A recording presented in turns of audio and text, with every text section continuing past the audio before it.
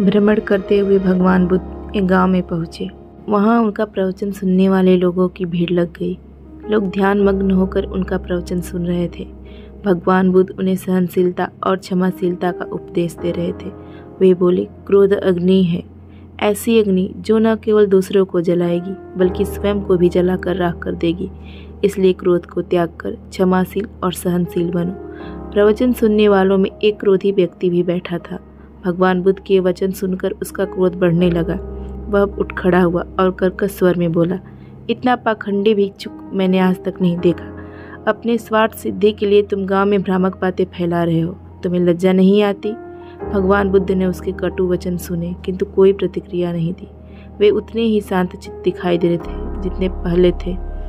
ये देख क्रोधी व्यक्ति का क्रोध और बढ़ गया और वह भगवान बुद्ध के मुंह पर थूक कर चला गया।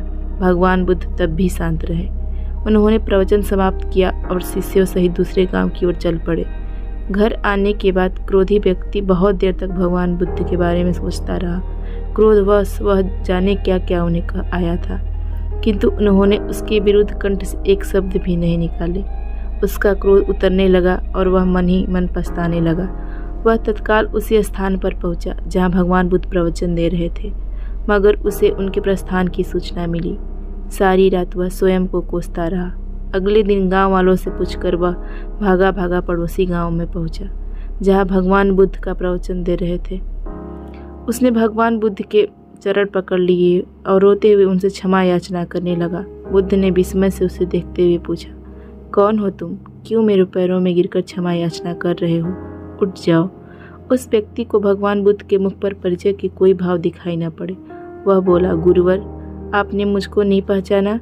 मैं वही व्यक्ति हूँ जिसने कल आपके साथ दुर्व्यवहार किया था।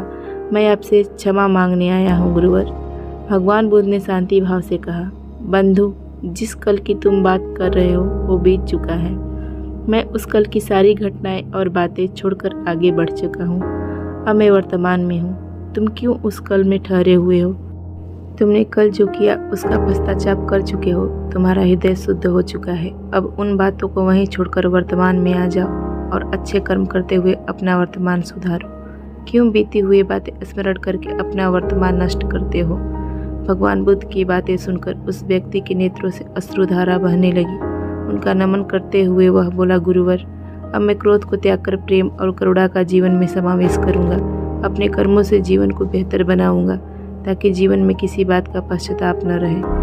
प्रायः जीवन में की गई त्रुटियों को हृदय में रखकर हम आजीवन उस ग्लानि रूपी बोझ को ढोते हैं और पछतावे की आग में जलते रहते हैं। जो त्रुटि हो गई उसे सुधारा नहीं जा सकता, इसीलिए उसे पुनः न दोहराने के संकल्प के साथ हमें जीवन में आगे बढ़ जाना चाहिए। जो बीत चुका है उस पर हमारा कोई नियंत्रण नहीं, वर्तमान हमारे नियंत्रण में है।